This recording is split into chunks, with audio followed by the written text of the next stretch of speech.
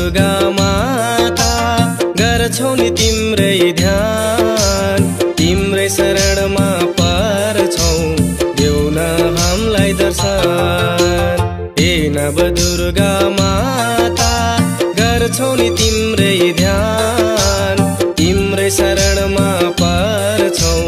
देऊ न हामीलाई दर्शन तिम्रै शरणमा पर्छौ देऊ न हामीलाई दर्शन